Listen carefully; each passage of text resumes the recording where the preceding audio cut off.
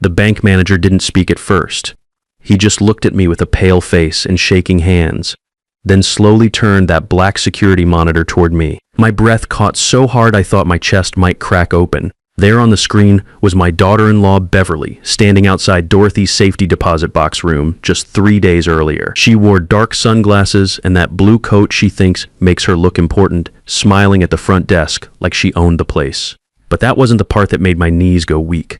The part that nearly dropped me was the man standing beside her, holding a folder in his hand, my own son Leonard. My wife Dorothy had been buried for 6 months, so why were they trying to get into her box before I even knew what was inside it? My name is Vernon Pearson, and I'm 67 years old. That was the day I learned that grief can make you tired, but betrayal can wake you up like ice water to the face. Until that moment, I thought I was just coming to the bank to collect some insurance papers Dorothy might have left behind. Maybe some old policies, maybe notes about the house, maybe one of those careful lists she always made in her neat handwriting. My wife believed in keeping records.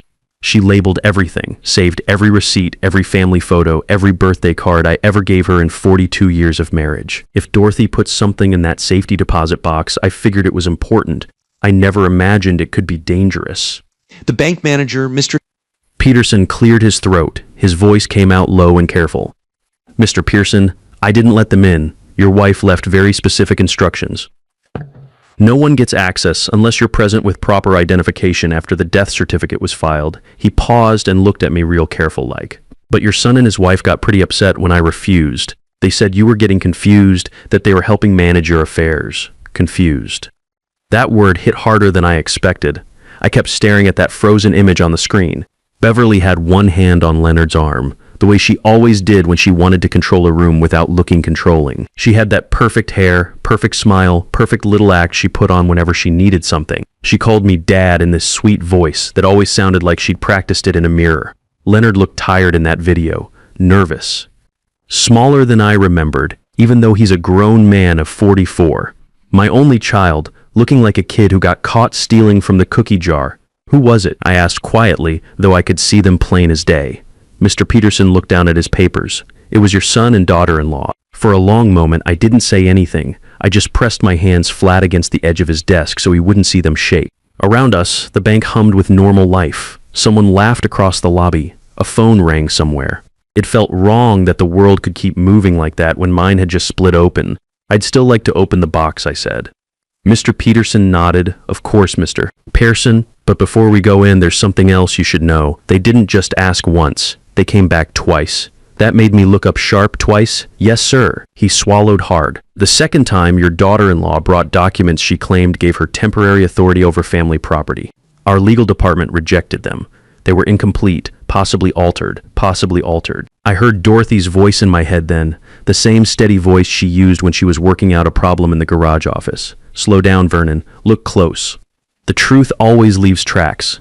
Dorothy had said that plenty of times over our years together. Usually when something didn't add up right, or when one of Leonard's stories as a kid had holes in it. Back then, the lies were about broken toys and muddy shoes. Now apparently they were about legal papers and dead women's money. I nodded once. Take me to that box. As we walked down the quiet hallway, my work boots clicking on the polished floor, I felt like I was walking into two places at once. The bank vault ahead of me and the long tunnel of my marriage behind me. Dorothy and I weren't perfect. No marriage is, but we'd built a life together through layoffs, medical bills, car trouble, and the kind of financial stress that makes you sit at the kitchen table at midnight with your head in your hands. I'd run Pearson's Auto Repair for 40 years, started it from nothing in a rented bay, built it up bolt by bolt until I owned the whole building on Maple Street. The property was worth close to $400,000 now. Not bad for a mechanic who started with a toolbox and a dream. It wasn't fancy, but it fed us. It paid for Leonard's college, his wedding, helped him get started in his IT career. It kept the lights on and the bills paid. Dorothy managed the books, handled the customers when I was under a hood, made sure everything ran smooth. Leonard used to love that garage. As a little boy, he'd follow me around, sit on an upturned bucket, ask 100 questions while I worked. What's that wrench do, Dad? Why's that part greasy? How fast can engines go? I'd answer every single question like it mattered. A boy who asks questions, I used to tell him, won't grow up to be a fool. But somewhere along the way, something shifted. Or maybe Leonard changed slowly, and I did what too many fathers do, kept making excuses because love can be blind when it wears a parent's face. Mr.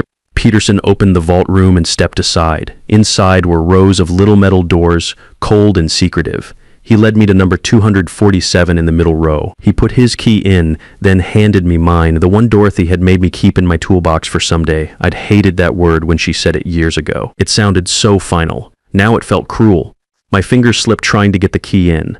"Take your time," Mr. Peterson said gently. The lock clicked. He pulled out the long metal box and set it on a table in a small private room. Then he closed the door, giving me a silence so deep I could hear my own heartbeat. I opened the lid. Inside wasn't what I expected. There were papers, yes, but not just insurance forms. There was a thick envelope with my name written across the front in Dorothy's careful handwriting. There was a flash drive. There was a small jewelry box. And under all of that was another envelope with red ink across the front that said, "If Leonard or Beverly try to open this without Vernon, something is very wrong." I stared at those words until they blurred. Mr. Peterson saw the red envelope and took a step back. "Would you like some privacy?" "No," I whispered. "Stay, please." Because suddenly I didn't want to be alone. My hands shook as I picked up the envelope with my name. The flap came open easily. Inside was a letter. "My dearest Vernon, if you're reading this, then I'm gone, and I'm sorry for that. I know you hate when I worry about the future, but some women feel storms coming before the clouds show up. For the last 8 months, I've been seeing things that troubled me deeply about Leonard and Beverly's finances. I wanted to believe I was wrong. I prayed I was wrong. But if they rushed to this box before you, then I wasn't wrong at all." A chill crept up my spine. I kept reading. "There are things about our son's debts and Beverly's pressure on him that you don't fully know.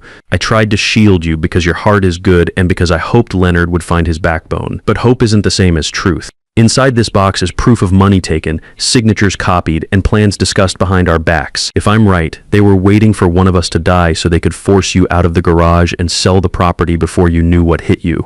My mouth went dry. Mr. Peterson made a small, worried sound, but I held up my hand and kept going. "The total debt is $180,000, Vernon. It started with a $50,000 business loan Leonard took without telling us, using our garage as collateral. When that wasn't enough, Beverly found private lenders, dangerous people who charge $80,000 in additional fees and interest that grows every month. Leonard signed papers he didn't understand, and Beverly forged documents with both our signatures." I had to stop reading for a second. $180,000, nearly half what the garage was worth, the building I'd sweated over for 40 years, used as gambling money by my own son. I also believe Leonard doesn't fully understand what Beverly has done in his name. He's guilty of weakness and lies, but I fear she's pushed him further than he realizes. Listen carefully before you act, Vernon, but do act. Don't let silence bury the truth with me. A tear hit the page. Dorothy had known. She'd known and died carrying that weight alone, trying to protect me right to the end. Even sick with cancer, even facing her own death, she'd been fighting to save what we built. I set the letter down and reached for the red envelope. Inside were copies of property records, bank statements, and printed emails. I didn't read every page right then, just enough to make the room spin around me. There were references to the garage, our garage, the building I'd sweated over for 4 decades. There were papers about transfer plans, private lending arrangements, something called a caregiving authority. My name was typed in places I'd never signed. Then I saw one sentence in a printed email that made my stomach turn. "Once Vernon gets too old to fight us, the property transfer will be simple." I knew that sentence came from Beverly before I even checked who sent it. It had her voice all over it, cold, calculating, smiling while it cut. The email was dated 2 months before Dorothy died. They'd been planning around my wife's death while she was still breathing. For one strange second, I almost laughed. Not because anything was funny, but because sometimes shock twists into something else. Too old to fight. Beverly had made a serious miscalculation there. That was going to be her first mistake. Her second mistake was trying to get into this box before me. The flash drive probably held more evidence. The jewelry box held Dorothy's wedding ring and a small folded note. "Vernon, keep this close to your heart." The drive has everything. Bank records, phone calls I recorded, copies of forged documents. If something happens to me suddenly, don't trust quick tears or family pressure. Go to Lorraine Foster first. She knows everything. Lorraine Foster, our family lawyer from way back. Dorothy hadn't used Lorraine in years for regular business, but she trusted her more than anyone. Smart woman, Lorraine. Tougher than nails and honest as the day is long. Mr. Peterson looked worried. "Should I call someone for you?" "Yeah," I said. My voice sounded different, steadier than it had all morning. Call me a taxi, not my family, just a taxi. He nodded and stepped out. I sat alone with Dorothy's letter in my lap, and the proof of betrayal spread across that table like evidence of a crime. Part of me wanted to drive straight to Leonard's house and throw every page in his face. Part of me wanted to crawl into bed and pretend none of this was real. Instead, I did what old mechanics like me do when something breaks down completely. I took a breath, organized the parts, and figured out how to fix it properly. On the taxi ride home, I stayed quiet, watching the town roll by, the diner where Dorothy and I ate breakfast every Sunday, the pharmacy where we'd filled her cancer prescriptions, the gas station where Leonard worked one summer in high school. Every corner held a memory. Every memory now felt different. When I got home, I didn't go inside right away. I stood on the front porch of the house I'd bought with my first big garage profit, looked at the door Dorothy had painted yellow because it made her smile, and made myself a promise. No one was taking this house from me. No one was using my wife's death as a stepping stone over my body. Inside, the rooms were too quiet.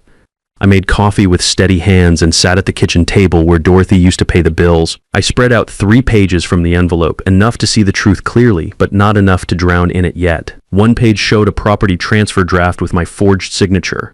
One page showed the original $50,000 loan documents using the garage as collateral. One page showed Beverly's email about waiting for me to get too old to fight. I stared at them until the kitchen filled with evening shadows. Then I picked up the phone and called Lorraine Foster. She answered on the second ring, sounding like she was still at the office even though it was past 6.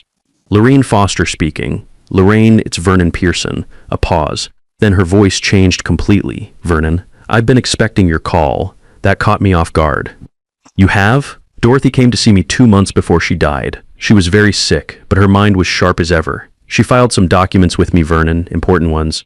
She said if anything happened to her, and if Leonard or Beverly started moving too fast around family property, I should expect to hear from you. My chest tightened. What kind of documents? A protective trust for one thing. Dorothy moved the house and garage into a legal structure that Beverly can't touch. She also filed what we call a sealed affidavit, a sworn statement about suspected fraud, forged signatures, and financial manipulation. I closed my eyes. Even dying, Dorothy had been 3 steps ahead of them. There's more, Lorraine continued. She gave me copies of recorded phone conversations, bank statements, and email exchanges. She built a case, Vernon, a solid one. Why didn't you tell me this before? Because Dorothy was very specific, she said. Don't drown Vernon in this mess unless they force his hand. But if they try to move on the property, or if they rush the bank, then give him everything he needs to fight back. I thought about the security footage of Leonard and Beverly at the bank. They forced my hand. Then it's time you knew everything. Can you come to my office tomorrow morning? Yes. Bring whatever you found today, and Vernon, don't let them back in your house tonight. After I hung up, I felt something I hadn't felt since Dorothy died. Not peace exactly, but the steady confidence that comes when you know you're not fighting alone. Dorothy was still watching my back. I was still sitting there when I heard a key slide into my front door. I froze. Leonard never knocked. I'd always told him to use the doorbell like a polite person, but he never listened. The lock turned. Beverly's voice floated in sweet and bright and wrong. Dad, we thought you might be lonely tonight. Then Leonard stepped in behind her carrying flowers, white lilies wrapped in cellophane, the kind people bring when someone's dead and they want to look thoughtful. He looked tired, older than his 44 years, with worry lines around his eyes that hadn't been there before Dorothy died. The first thing Beverly looked at was the papers on my kitchen table. Her smile disappeared so fast it was like someone had flipped a switch. For one small second, nobody moved. Then I knew without a doubt that the real fight for my family had just walked through my front door. Beverly recovered first. She always did. Oh, she said lightly, glancing at the papers, then back at me. You're busy. I folded my hands in my lap. I was. Leonard cleared his throat. Dad, we brought you flowers. I can see that. The lilies looked too white, too perfect, too much like something you put on a grave. Dorothy would have hated them. Beverly stepped further into my kitchen like she owned it. We were worried. You haven't been answering your phone much, and we thought maybe you shouldn't be alone tonight. There it was, hidden under the sugar, that soft little push. You shouldn't be alone, you need help, you might not be managing well. It sounded caring if you didn't know how to listen. I looked at Leonard, thoughtful timing. His grip tightened on the flower stems. What do you mean? I mean, I spent today at the bank, I said, keeping my voice calm. Dorothy's safety deposit box. Beverly didn't blink, but I saw her neck muscles tighten. Leonard's whole face changed, not much, but enough for a father to notice the bank. He repeated, yeah. The safety deposit box, I tilted my head, seems like I wasn't the first one interested in it. The silence that followed was thick enough to cut. Beverly let out a little laugh, too quick, too practiced. Oh, Dad, that old thing. Dorothy probably just left boring paperwork in there, did she? I picked up the loan document from the table, the one showing the garage as collateral, and watched their faces. Funny, because I found something more interesting than paperwork. Leonard took a step forward. Dad, maybe we should sit down and talk about this. No, I said. That word came out harder than I meant it. Leonard stopped dead. I'd spent too many years making things easy for him, smoothing over his mistakes, cleaning up his messes. A father can ruin a grown son that way without meaning to. Beverly set her purse on my counter like she lived there. Dad, you look upset. Maybe you misunderstood something you saw? I almost smiled. She didn't even know what I'd found, but she was already preparing my confusion for me. I understood that my garage is collateral for a $50,000 loan I never authorized, I said, holding up the document. I understood that someone forged my signature on these transfer papers, and I understood that you wrote an email about waiting for me to get too old to fight you. That hit home. Leonard's head jerked up like I'd slapped him. Beverly's perfect posture went rigid. You went through our private communications? She asked, trying to sound indignant. No, I went through my dead wife's evidence folder. I set the papers down carefully, the one she put together before she died. The one that shows exactly how much trouble you two are really in. Leonard looked sick. Dad, we can explain. Good, I said, because I'd love an explanation for why you tried to get into that box before me, and why you brought forged documents to a bank, and why the total amount you owe isn't just $50,000. It's $180,000. The number hung in the air between us like a bomb that hadn't exploded yet. Leonard dropped the flowers. They hit my kitchen floor with a wet thud, one lily bending sideways against the tile. Beverly's mask finally slipped completely. How could you possibly know that? Because my wife was a lot smarter than either of you gave her credit for. Leonard stared at Beverly like he was seeing her for the first time. You told me Dad was just being paranoid. You said Mom only kept records because she wanted control over everything. Beverly's voice went low and desperate. Leonard, don't do this now. No, I said, standing up slowly. Now's exactly the right time. My heart was pounding, but part of me felt calm. The kind of calm that comes when you finally stop running from the truth. Tell me about the private lenders, Beverly. Tell me about the $80,000 in additional debt. Tell me about the interest that keeps growing every month. Leonard went white as paper. $80,000. You said it was just fees. You said we could manage it. Beverly spun toward him, all pretense gone now. We could have managed it if your parents hadn't been so selfish, if they'd just helped instead of hoarding everything. Hoarding, I laughed, short and bitter. I worked 40 years to build something worth leaving to my son. That's not hoarding. That's being a father. And what good does it do Leonard if it's all tied up in trusts and wills while he drowns in debt right now? That's when I understood something Dorothy had tried to tell me in her letter. Beverly wasn't just desperate. She was dangerous. The kind of person who'd rather burn down a house than not own it. Who are these lenders? I asked. Neither of them answered, so I asked louder. Who did you borrow money from? Leonard's voice came out as a whisper. People Beverly knew. Business contacts. What kind of business contacts charge $80,000 in fees on a $50,000 loan? The kind, Beverly said coldly, who don't wait around for old men to die so their families can inherit property. That's when car doors slammed outside, heavy footsteps on my porch, then someone pounded on my front door hard enough to rattle the frame. Leonard went white as paper. Beverly's perfect composure finally cracked completely. Who's that? I asked. Neither of them answered. Then a man's voice boomed through the wood. Leonard Pearson, we know you're in there. Time's up. I looked from my son to my daughter-in-law and understood that whatever mess they'd created was now standing on my front porch, looking for payment nobody in this room could make. The pounding came again. Open this door, Pearson. We're not playing games anymore. Beverly grabbed Leonard's arm. Don't answer it. This is my house, I said. Nobody tells me what to do in my own house. I walked to the front door and opened it, keeping the chain on. Two men stood on my porch in dark coats. One was broad and red-faced with hands like hammers. The other was tall and thin with cold eyes that reminded me of a snake. You Vernon Pearson? The big one asked. I am. And you are? Roy Walsh. This is Norman Grant. We're here about a debt your son owes. Leonard doesn't live here. The thin one, Grant, smiled without any warmth. But he's inside. We saw him come in, along with his wife. I didn't confirm or deny it. What kind of debt? The kind that's grown to $230,000 with accumulated interest and penalties, Walsh said. The kind that requires immediate attention. $230,000. It had been $180,000 in Dorothy's files. The number was growing faster than weeds. That's a lot of money, I said. Grant nodded. It is, which is why we're here to discuss asset recovery options, such as, well, we understand there's valuable property involved. A business, a house, things that could settle this matter quickly and quietly. I looked at both of them carefully. They weren't bank officers. They weren't lawyers. They were the kind of men who made money from other people's desperation. Let me save you some time, I said. My son doesn't own any property. I do, and it's not available for his debt collection. Walsh's face darkened. Mr. Pearson, maybe you don't understand the seriousness of this situation. Maybe you don't understand that this conversation is over. I started to close the door, but Grant put his foot against it. Not so fast. Your son signed papers using family property as collateral. That makes it our business. My son doesn't have the legal authority to sign anything involving my property. He did when his wife provided documentation showing Family Financial Management Authority forged documentation. The papers Beverly had tried to use at the bank. Those documents were fraudulent, I said. Both men looked surprised. Grant pulled his foot back. Fraudulent how? Walsh asked. Forged signatures. False claims of authority. The kind of fraud that gets people arrested, that hit them hard. They exchanged glances.